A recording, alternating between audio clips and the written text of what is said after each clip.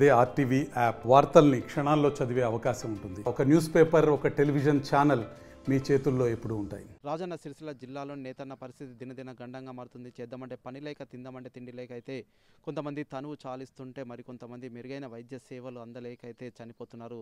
ముస్తాబాద్ మండలానికి చెందినటువంటి సంతోష్ అనే వ్యక్తి అయితే గత కొద్ది రోజులుగా క్యాన్సర్తో అయితే పోరాడడం జరిగింది.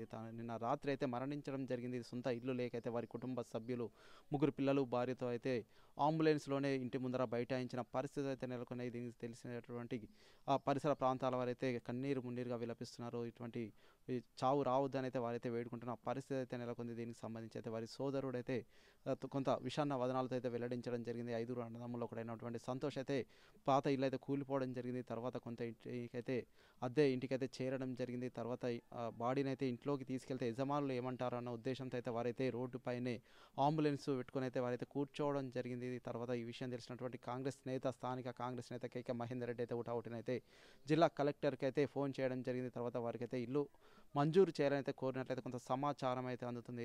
ప్రస్తుతం దీనికి సంబంధించి వారి సోదరుడు ఏమన్నారో ఒకసారి వారి మాటల్లో తెలుసుకునే ప్రయత్నం చేద్దాం. ప్రజాప్రతినిధులందరికీ కూడా చేతులు జోడించి నేను వేడుకునేది ఏంటంటే, చనిపోయిన మా పెద్దనాన్న కొడుకు, మా అన్నయ్య, ముగ్గురు పిల్లలు, 2 అమ్మాయిలు, 1 అబ్బాయి ఉందామంటే నీళ్ళు లేని పరిస్థితిలో కిరాయికున్న చోట తను రాత్రి చనిపోవడం జరిగింది. హాస్పిటల్లో అద్దెకున్న చాడికి తీసుకెళ్లే పరిస్థితి లేక ఇక్కడ ఉన్నటువంటి ఇంట్లో తీసుకొద్దామంటే లోపల కూడా వేసే పరిస్థితి లేదు.